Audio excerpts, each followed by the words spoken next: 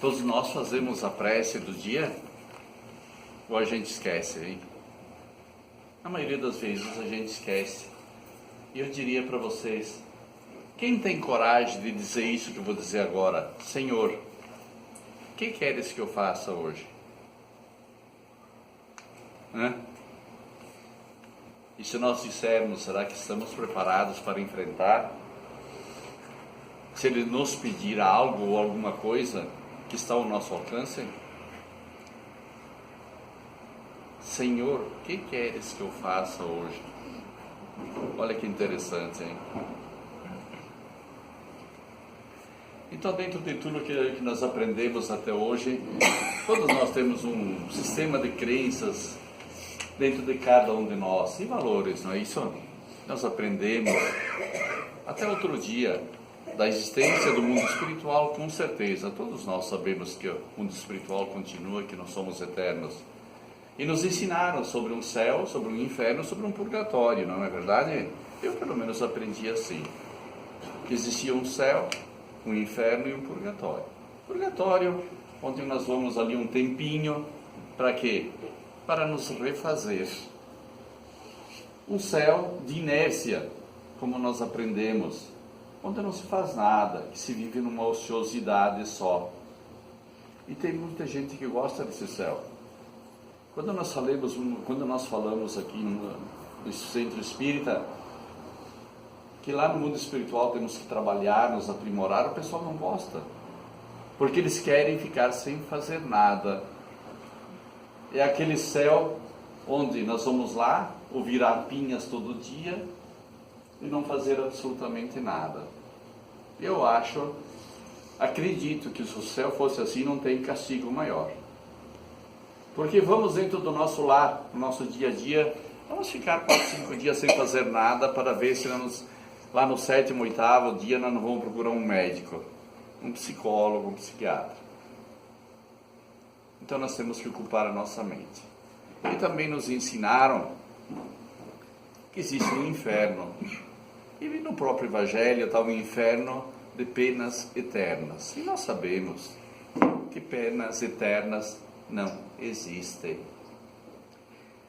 Ela é eterna enquanto nós quisermos. Olha que interessante, pessoal. Tudo é eterno enquanto nós quisermos. Quando nós tomarmos uma postura de renovação interior, tudo pode mudar na nossa vida. Quer dizer, tudo está em nossas mãos. Nós podemos mudar as próximas encarnações ao longo da nossa caminhada como queiramos nós. Deus é Pai, Deus é amor, Ele só dá as oportunidades. Nós é que decidimos. E Ele não vai cobrar absolutamente nada de ninguém. Ele não vai colocar a mão na nossa cabeça dizendo você vai para o inferno, você vai para o céu, você vai para o purgatório, em hipótese nenhuma. A vida continua igualzinha lá no mundo espiritual. Eu estava lendo esse livro aqui esta semana, estou lendo Clarividência, e aqui eu achei uma descrição das muitas que nós falamos de como é o mundo espiritual. Muitas vezes nós dissemos que adentramos essa dimensão e que nada muda. Cansei de falar aqui já. Porque nós somos aqui, nós somos lá. E olha o que eu diz aqui, é um médico muito famoso. No dia depois da morte, ele é exatamente o mesmo homem que era no dia antes. Com a mesma disposição, as mesmas qualidades, as mesmas virtudes ou os vícios, salvo apenas que abandonou seu corpo físico. Mas a perda desse faz-lhe tanta diferença como tirar um sobretudo. Quer dizer, não faz diferença nenhuma, né? E assim, entre os mortos, o nosso observador encontrará gente inteligente, gente estúpida, gente bondosa, gente maligna, gente séria e gente frívola, gente de feitio espiritual, gente de índole sensual, exatamente como entre os vivos. Pessoal, tem muita gente que não aceita isso aqui, de hipótese nenhuma. Podem ter certeza que estou falando para vocês. Tem certas pessoas, eu digo assim, que lançam anátema nisso aqui que está escrito aqui. porque eles acreditam naquilo lá que foi dito para nós. Que Deus está nos esperando, que Jesus estará na porta, de braços abertos, nos conduzindo ao paraíso. Falta de leitura, falta de aprimoramento.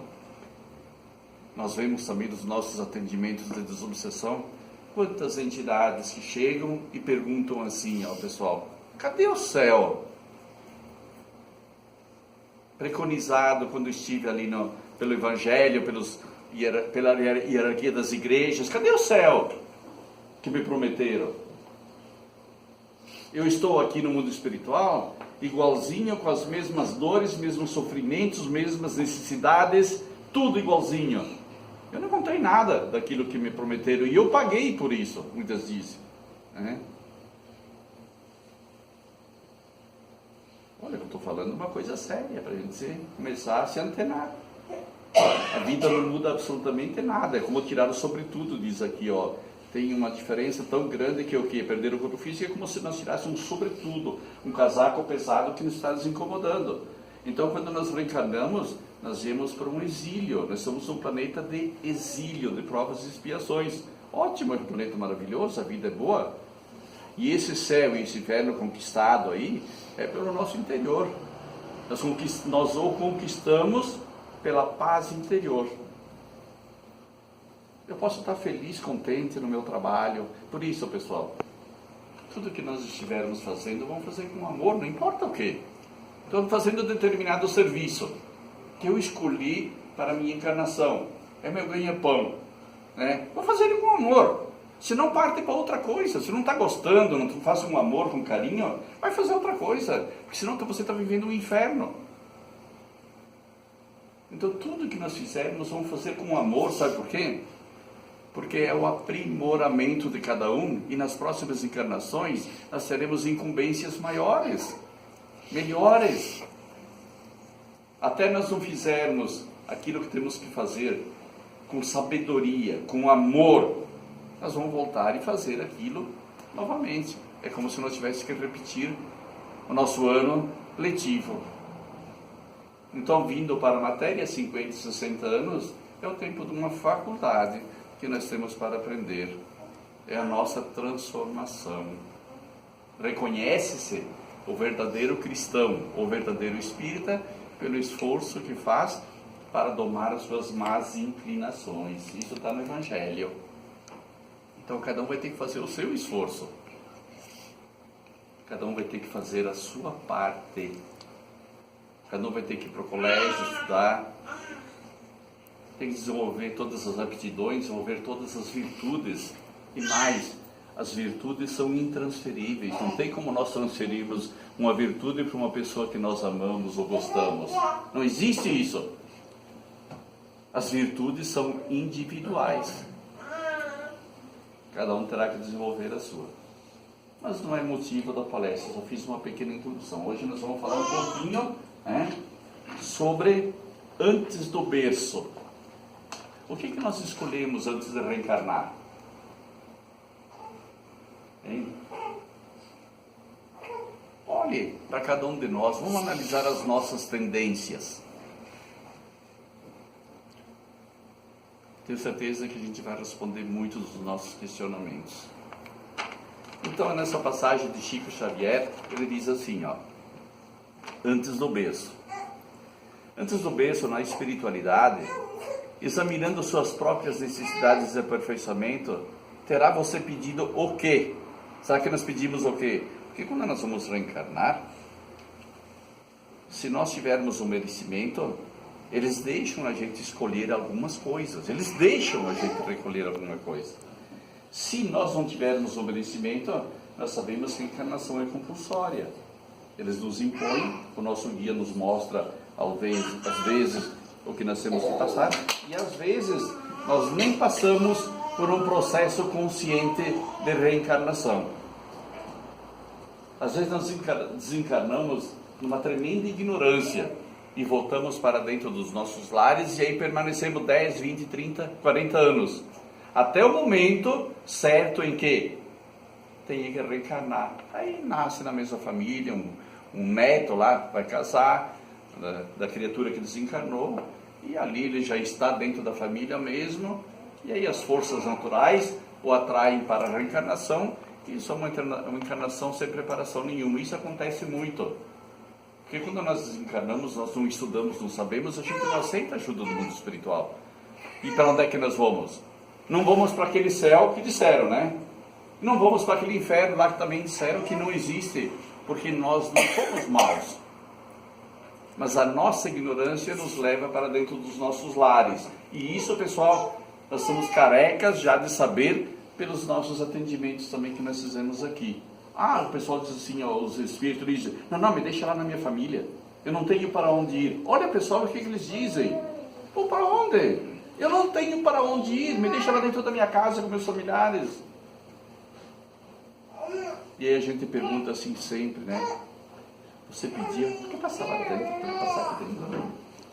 E a gente pergunta assim para eles assim, sempre, você fez algum pedido para Jesus? Você fez uma oração? É lá no fundo, tá? Pode entrar, vai lá no fundo. Tá? Você fez algum pedido para Jesus te ajudar? Eu disse, não, nem me lembro de Jesus. Então vamos fazer um pedido para Jesus. E a gente faz uma oração, eles mudam um pouquinho de vibração, o mundo espiritual os pega e leva para um determinado ponto. Isso é muito importante que eu vou dizer para vocês, pessoal. Para sair de uma vibração a nível espiritual, de dentro de casa, para acessar um outro patamar, só ajudado pelo mundo espiritual. Quem que assistiu ao filme Nosso Lar? Eles não iam lá nas zonas umbalinas, não levavam o pessoal para lá? Depois a moça não quis sair, viu, não conseguiam, porque existem barreiras energéticas. Então, a gente os ajuda, eles vão para uma colônia de recuperação, onde vão estudar. Se lá tiverem disciplina, pessoal, lá disciplina, lá ficam. E se eles não tiverem disciplina, isso é muito importante, eles não ficam, mas eles não têm como sair de lá. Aí o mundo espiritual os traz de volta para o dentro dos seus lares. Aí existem as reencarnações sem preparação nenhuma. E o que acontece com a maioria de todos nós? Então, olha a importância do conhecimento, da sabedoria, de nós aceitarmos, estudarmos o que nos acontece no mundo espiritual. Antes do berço, teremos nós escolhido o quê? Ele diz aqui, a deficiência corpórea que induza a elevação de sentimentos. Teremos nós escolhido, quem sabe, alguma deficiência a nível material para nós desenvolvermos as nossas virtudes, os nossos sentimentos? Porque muitas vezes quando nasce alguém com problemas físicos, a gente diz, né, que fiz para Deus, para nascer com essa dificuldade aí, porque a sociedade não aceita. Pessoal, podemos falar o que falar, seremos hipócritas, mas quando nasce alguém com algum defeito físico, a maioria da sociedade não aceita. Quantos pais aí que têm problemas filhos, um problema mais sério, que antigamente até escondiam os filhos, hoje é um pouco mais aberto. Eu digo assim, e como vencer essa deficiência se nós sabemos que vamos viver uma vez só, uma única encarnação? Que Deus é esse que deixa uma criatura vir com uma deficiência física e outros não? Deus gosta mais daquele que não veio com a deficiência do que aquele que veio? Não, né? A gente sabe que é totalmente diferente. Então, o conhecimento é importante. Nós sabemos que a deficiência é apenas um tropeçozinho na caminhada. Nós sabemos que logo adiante, ao abandonarmos o nosso corpo físico, se nós estivermos agindo dentro da abnegação, por exemplo, a correção será feita. Aquele defeito que nós temos a nível físico será corrigido. Nós adentraremos o mundo espiritual plenamente curados, como se fosse uma doença, um câncer, coisa parecida, porque o nosso perispírito estará limpo. Perispírito é o corpo astral que nós vamos lá para o mundo espiritual. Ele estando limpo, a matéria fez a sua parte, absorveu aquelas energias negativas que era necessária para nos deixar tranquilos para a próxima encarnação. Olha que coisa bonita, né? Como Deus é Pai mesmo. Então, se a gente escolhe essa deficiência, é para nós que cutucarmos os nossos sentimentos, que às vezes estão aí mortos dentro de cada um de nós. Né? Vamos ver mais o que ele diz. A enfermidade é de longa duração capaz de educar os impulsos. Lá pelos 20 anos, então, somos acometidos por uma enfermidade prolongada. 2, 3, 4, 5, 10 anos, não é isso? Ele diz aqui, capaz de educar os nossos impulsos. Por quê? Porque quantos impulsos negativos nós temos, né? De raiva, de rancor, de mágoa, de maledicência, né? Isso tudo porque nós não temos o conhecimento. Nós não sabemos que a vida continua plena e igualzinha a que estamos vivendo aqui da matéria. Essa ou aquela lesão física que favoreça, então, o exercício da disciplina. Nós somos pessoas totalmente indisciplinadas. Podem ter certeza do que eu estou dizendo. Quantos são verdadeiramente disciplinados? Determinada mutilação que lhe iniba o arrastamento da agressividade exagerada. Olha, escolhemos lá pelo não sei quanto, lá por 50 anos, tem que cortar um braço por uma doença, vamos ser mutilado, para quê? Para que a gente consiga, então, controlar a nossa agressividade exagerada. Então a gente vai prestar mais atenção, nós vamos sofrendo um complexo psicológico muito grande, e que, quem sabe, vamos nos amaciar, como se diz, vamos acalmar esse cavalinho chucro que somos nós, o espírito. Vocês já experimentaram chegar em casa, sentar no sofá e em 2 minutos só ficar pensando só numa coisa, centralizar o pensamento, se vocês conseguem? Não, a gente não consegue. Por quê? Porque ainda nós somos um bichinho, sabe? Que não conseguimos nem dominar o nosso pensamento. Experimente, vão para casa, sente no sofá, marque no relógio e quando vocês abrirem o olho, mas não pode desviar o pensamento daquilo que a gente centralizou, para ver quanto tempo nós conseguimos dominar esse cavalinho chucro que somos nós, a alma, o espírito. Então eu me pergunto para vocês, como é que nós vamos fazer uma meditação? E para meditar nós temos que centralizar o pensamento em alguma coisa e dominar o nosso corpo com a força do pensamento, para nós pensarmos, né? Um complexo psicológico que renove as nossas ideias. Por exemplo, uma calúnia, alguém nos calunia, né? Por uma coisa que nós não fizemos. Uma criatura traz um processo de obesidade assim, exagerado, né? Para mexer com o nosso interior. A gente escolhe isso. Quanta coisa, né?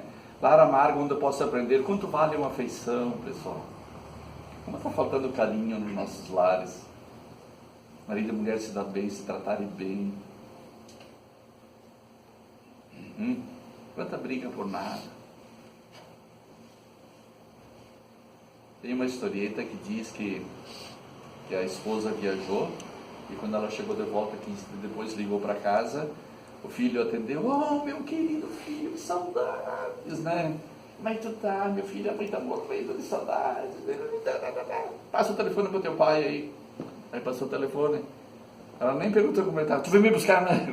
No aeroporto não veio. Eu vou de táxi. Por que não usou da mesma artifício pro marido? Querido, que saudades, né? Ei, pessoal, tá vivendo, dormindo com a criatura anos e anos. Tem amor, vamos dar amor e carinho. Por isso das brigas que hoje em dia todo mundo se separa. Por que deu para aquilo pro filho e não deu pro marido?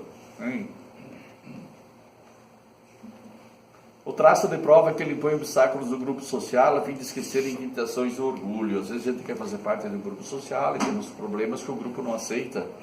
Isso é para a gente renovar nossos sentimentos também, né? Para a gente fazer alguma coisa para merecer fazer parte desse grupo social. Agora, pessoal, isso aqui é seríssimo. Isso tem em 50% mais das famílias, né? O reencontro com adversários do passado, então na forma de parentes difíceis, atendendo ao resgate de antigos débitos. Não é só com, digo assim, parentes, eu digo dentro do nosso lar. A gente atende todo dia aqui pais e filhos que querem se matar. Marido e mulher que estão se respeito. E é a oportunidade encarnatória de cada um, pessoal. O que custa dar amor, afeto para a criatura que está do teu lado? Você acha, vou falar para os homens ou para as mulheres, né? Você acha que o vizinho ali de fora, ele pode ser melhor para você do que aquilo que você tem dentro de casa? Não, se você tem amor no coração, todos somos iguais. E se Deus colocou essa criatura no teu lar, é para essa criatura que você tem que prestar atenção. Né? Então, se estivermos longe, vão ligar, oh meu amor, como é que você está? Estou com saudades. Mas uma coisa verdadeira, né? Não seja falso. Então, aquela paz que a gente busca lá, ela existe, pessoal, pode ter certeza. Quando a gente sentir amor pela nossa família, a gente tem prazer de estar dentro da nossa casa com os familiares todos. Ela existe. Só depende de cada um de nós, né? Intervenção passageira em ambiente de pauperismo, de maneira a desenvolver a própria habilitação no trabalho pessoal. Ele está pedindo para a gente desenvolver as nossas habilidades em auxílio ao próximo. Obra da viúva, caridade, no terceiro estágio, mais avançado que tem, onde você não tem o material, mas você se doa a si próprio. Então você é obrigado a uma internação num ambiente que não te dá condições para você desenvolver tudo isso dentro de você. Jesus não disse: vocês querem me encontrar, vamos lá, me procurem lá no meio dos pobres e estropiados. É lá que tem o trabalho para todos nós. Ele não disse que é para nós vivermos lá no meio de quem não tem o que comer, dizendo: exercite o trabalho de auxílio ao próximo. Aceite as dificuldades do desafio. Ele está dizendo no finalzinho: aceitem as dificuldades do desafio da existência. São respostas da providência divina aos nossos anseios de reajuste e subliminação, citados antes da reencarnação. Nós pedimos, pessoal. Eu já ouvi muitas vezes filhos dizer para os pais: eu não pedi para nascer. Infeliz dele, porque ele vai adentrar o mundo espiritual e ele vai ver o quanto ele pediu, o quanto ele implorou, quem sabe, para aquele paizinho e aquela mãezinha o ajudar na encarnação, pelo menos o tendo como filho, dando a oportunidade, através da encarnação, de ter um corpo e estar na matéria para cumprir a sua missão. Então vamos fazer por aqueles que estão aqui do nosso lado o melhor que nós pudermos, desenvolver os sentimentos que se fazem necessários ao nosso processo de evolução espiritual de cada um. Vamos pensar nisso, pessoal. É muito interessante esse estudo de hoje à noite, porque tudo está nas nossas mãos. Vamos fechar nossos olhos, vamos relaxar, vamos receber o pensamento.